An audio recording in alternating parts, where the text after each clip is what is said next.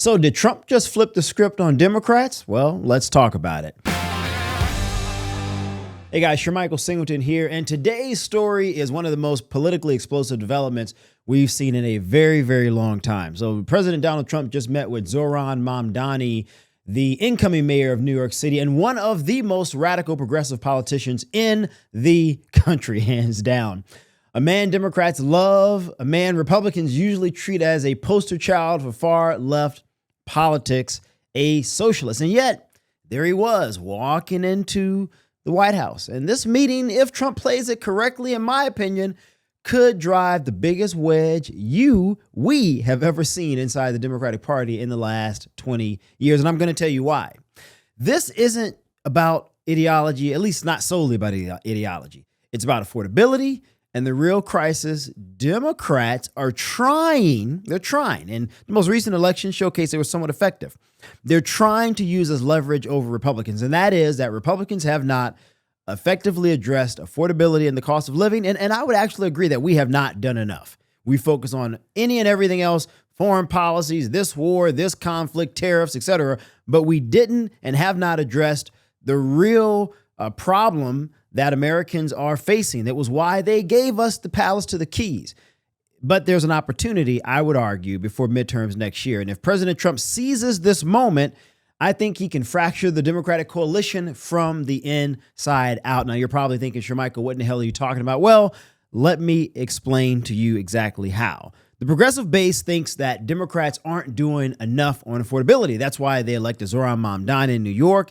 In Seattle, Washington, another Democratic socialist was recently reelected. Even in an interview with Tucker Carlson, a former South Carolina governor, former presidential contender, former UN ambassador, Nikki Haley's son even said all of his friends went to great schools, great colleges, and a year later, none of them have a job. This is a consistent and persistent theme across the country right now. A lot of young people doing the right thing, going to college, getting advanced degrees. If you're a millennial, you've lived through the financial crisis during the Obama era, promised to get a good job, promised to be able to ascertain the American dream, and people just frankly can't afford it. They can't afford to buy a home. They can't afford to start a family.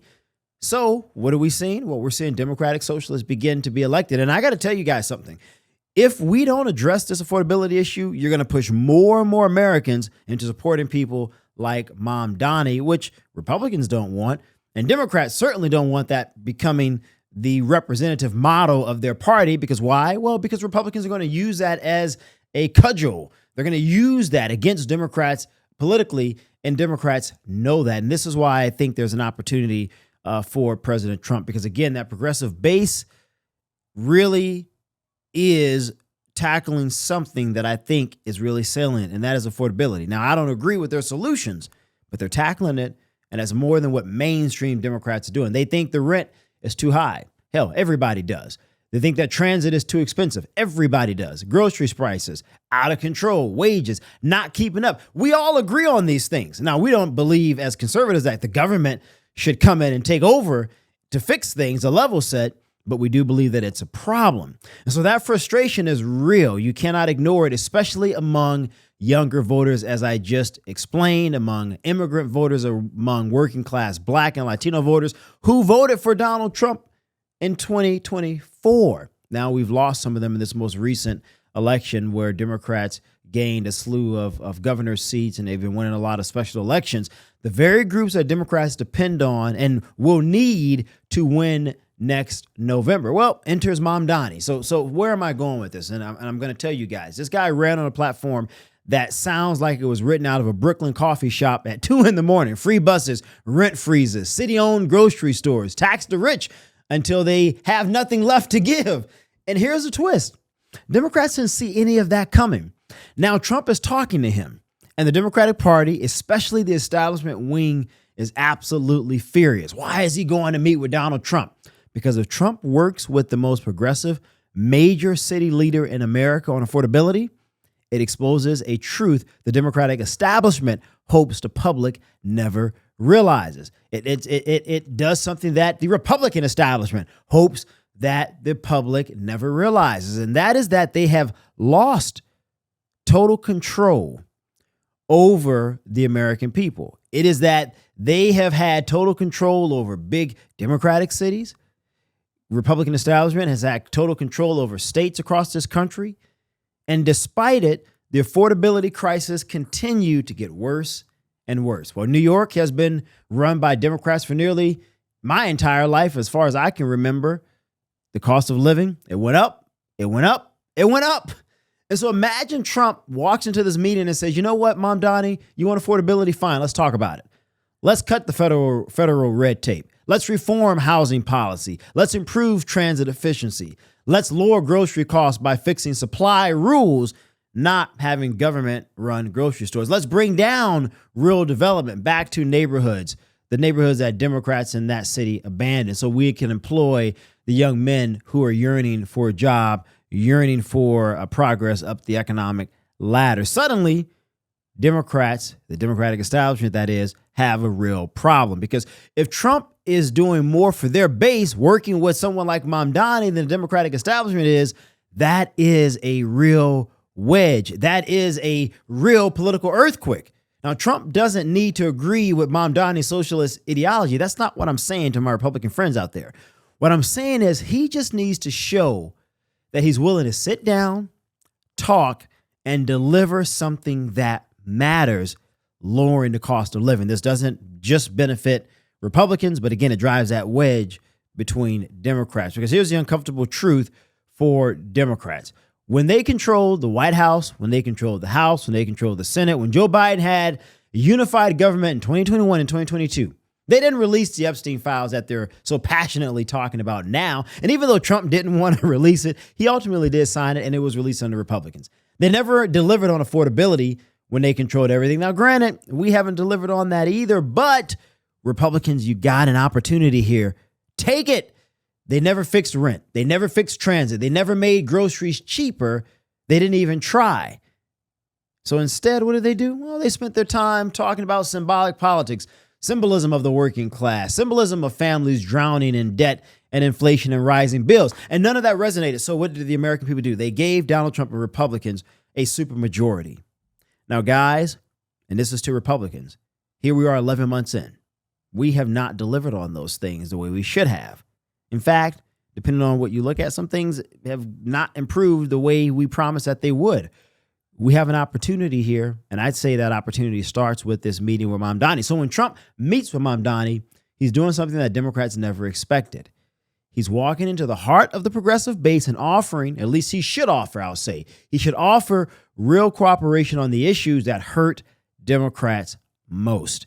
And here's the political play. Let me break it down clearly for you guys. Step one, expose the Democratic establishment's failure on affordability. Show the numbers, show the charts, show the rent increases during Democratic control and say, look, we haven't given the numbers that you expected us to give, but you know what? We recognize it. You sent us a message 2 weeks ago on that Tuesday when you reelected Democrats in New Jersey, when you elected a Democrat in Virginia, when you elected Mr. Mamdani. We heard you loud and clear. Republicans are going to deliver. Step two, highlight that progressives blame moderates and moderates blame progressives. Why do you do this? Because we know that division within the Democratic tent already exists. Trump just needs to widen it. Step three, Trump needs to position himself as the leader who will work with anyone if it helps working class Americans. That destroys the left's Trump only cares about the rich narrative. Step four, force Democrats to pick a side publicly. Do they support Mamdani meeting with Trump or do they condemn it? Either answer will divide them. We know that. And step five, deliver something, anything, a transit grant, deregulation pledge, food cost initiative, a housing pilot program backed by the federal government. Anything that Trump can deliver not only divides Democrats, but also is a win to independents to show that Donald Trump and Republicans understood the signal that the American people gave 2.5, 3 weeks ago now when they elected all of these Democrats that we haven't done enough. Well, you know what? It's time to turn the page. We're going to start delivering. One real win is enough to completely rewire the political map.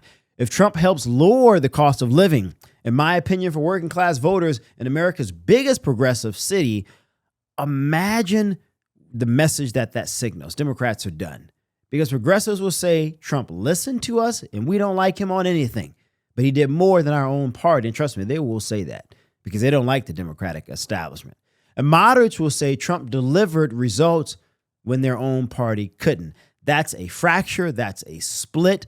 That's the type of wedge that could turn an entire generation of urban voters into swing voters, into Republican curious voters for the first time in decades.